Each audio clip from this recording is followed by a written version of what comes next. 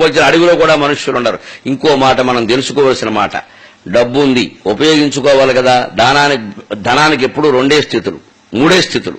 డబ్బు ఉందంటే ఎవరి దగ్గరైనా దానము భోగము నాశము పూనికతో మూడు గతులు భువి ధనమునకు దానము భోగమునందని దీనుని ధనమునకు గతి తృతీయమే పొసగున్. దానం చెయ్యాలి డబ్బు ఉందంటే.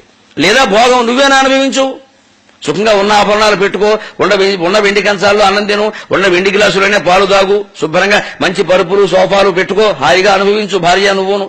మనము అనుభవించక ఎవడికి దాన ధర్మాలు చేయక దాచిపెట్టి మూటలు కట్టి కొడుకిద్దాం కోళ్ళకిద్దాం వాళ్ళు మన ఓల్డేజ్ హోమ్లో వేసేయడం ఖాయం పట్టుకి. అందుకే స్పష్టంగా ధనవంతులైన వాళ్ళు గ్రహించాల్సిన విషయం కోసం ఒక్క మాట చెప్పాడు, కాపురుష లక్ష్మీ విలాసంబునం బోలే అనుపయోగ్యంబును. పనికి మాలిన వాడికి డబ్బు వస్తే ఏం చేయాలో తెలియక వాడు అనుభవించట, ఎవరికి దానమో చేయట. ఊరికే ఉందండి మాకు ఉందని కూడా చెప్పలేడు, ఎందుకంటే ఎత్తుకుపోతాడేమో అని బెంగ.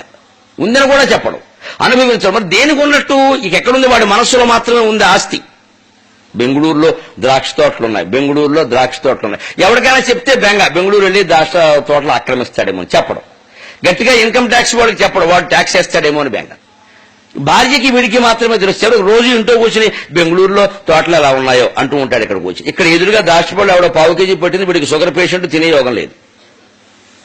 ఎదురుగా ఉన్న 100 గ్రాముల ద్రాక్షపళ్ళు తినే యోగం లేదా? బెంగళూరులో ద్రాక్ష తోటలు దేనికి నీకు పని లేక దాని గురించి బాధపడడం తప్ప. అది అనవసరంగా మనం అనుభవించకుండా దాన ధర్మాలు చేయకుండా ఆస్తులు సంపాదించి పెట్టుకుంటున్నామంటే బుర్ర మీద భారం పెరగడం తప్పితే ఏమీ ఉపయోగం లేదు. దీనివల్ల నేర్చుకోవాల్సిన కాపురుష లక్ష్మీ విలాసం. మనకు అవసరమైంది ఇది, పిల్లల్ని పెంచడానికి అవసరమైన ఆస్తిపాస్తులు చాలు. తర్వాత ఉన్నవేవో ఇల్లో వల్లకడో కొడతాం, అది వాళ్ళకి అప్పగిస్తాం, ఎలాగో తప్పదు.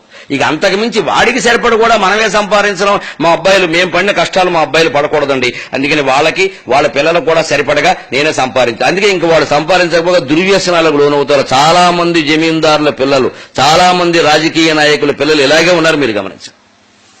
పెద్ద పెద్ద పారిశ్రామికవేత్తల పిల్లలు కూడా పనికి రాకుండా అయిపోతున్నారు, ఎందుకంటే చిన్నప్పటి నుంచి అలా పెంచారు వాళ్ళు.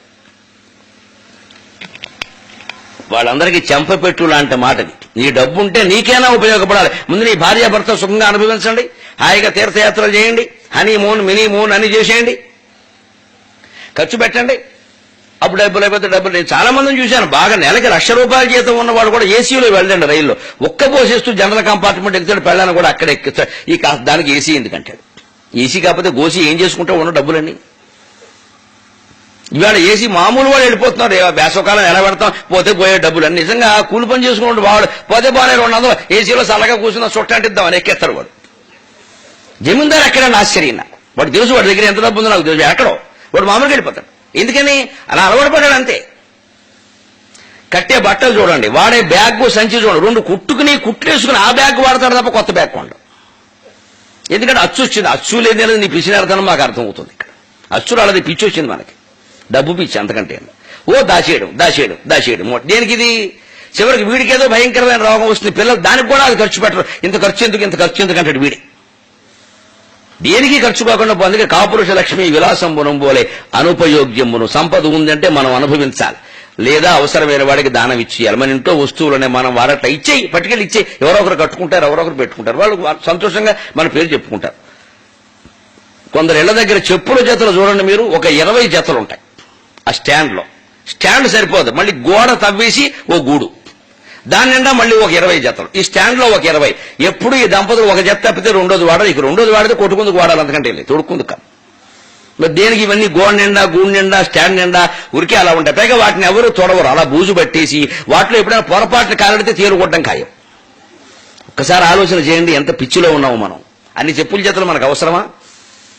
ఇప్పుడు వేసుకొచ్చిన చెప్పుల జత, నాకు ఇంట్లో చెప్పుల జత ఉండదు. ఇంట్లో ఎవరికైనా 2వ జత ఉంటే నేనే విసిరేస్తాను బయటికి, ఉండడానికి వీళ్ళ. స్టాండ్లో మనిషికో జత అంతే, ఇంకోటి ఉండదు. రెండోది కొనమంటే కొంటా, తప్పనిసరిగా కొంటా. నాకు ప్రిన్సిపల్ అంటే సూత్రం అంటే సూత్రమే. ఇది అవతల బారా, అది కొంటా. ఇది పెట్టి అది పెట్టి నువ్వు తొడవు, కానీ నా చాదస్తం నాకుంది. చెప్పులు బాగోపోతే నేను తొడవాలి. ఇప్పుడు ఆవిడ చెప్పులు, పిల్లల చెప్పులు కూడా. మరి నా చాదస్తం నాది, ఏం చేయమని అలా ఉంటే చూడలేను నేను. మా నాన్న మాకు అది నేర్పాడు, శుభ్రంగా ఉండవు. అందుకని చెప్పులు కూడా అశుభ్రంగా కనపడితే నేను తుడిచేస్తాను. మళ్ళీ అప్పుడు వచ్చి అయ్యో నాన్నగారు అనొద్దు, తీసేయి చెప్పులు చేత. ఇక్కడ నువ్వు టైంకి తొడవ, నేను తుడిస్తే కాదంటావు. ఇదే చాలా కుటుంబాల్లో జరిగేది. ఇది మా ఇల్లు మీ ఇల్లు భేదం లేదు. అనవసరమైన వస్తువులు దయచేసి తీసేయి. సుఖంగా ముందు కూర్చుని కబుర్లు చెప్పుకుంటూ ఉండాలి. నేల హాయిగా హాలు ఖాళీగా ఉన్నా పర్వాలేదు, హాయిగా పడుకుని దొలచ్చు. లేదా చూడడానికైనా బాగుంటుంది. 10 మంది చుట్టాలు వేస్తే చాపేస్తాం, 2 ఫ్యాన్లు వేస్తాం, పడుకుంటా. ఎందుకు ఇవన్నీ? ఎవరు కూర్చోవాలి? సంపద ఉందంటే మనమేనా ఉపయోగించుకోవాలి. 3వ స్థితి దానమో లేదా భోగం. 3వది నాశం లేదా నాశనం అయిపోయింది అన్నాడు. ఆస్తులు దానాలు చేయకుండా అట్టి పెడితే మనం ఉండగానే దానం చేస్తే ఆ ఫలితం ఏదో మనమే పొందుతాం. తర్వాత పిల్లలు ఆ దాన ధర్మాలు చేస్తారని లేదు, పరమ పిసిలు గుట్ల కింద తయారవుతారు. ఎందుకంటే మనం ఆస్తితో పాటుగా భయం కూడా ఇచ్చాం, పిసినారితనం కూడా ఇచ్చాం. వాడికి మనస్సులో పెరిగిపోయింది, మన ఆనే ఖర్చు పెట్టా, నేనైనా ఖర్చు పెడతా అని వాడు మళ్ళీ వాడు కొడుక్కిస్తాడు. ఎవరికే కాకుండా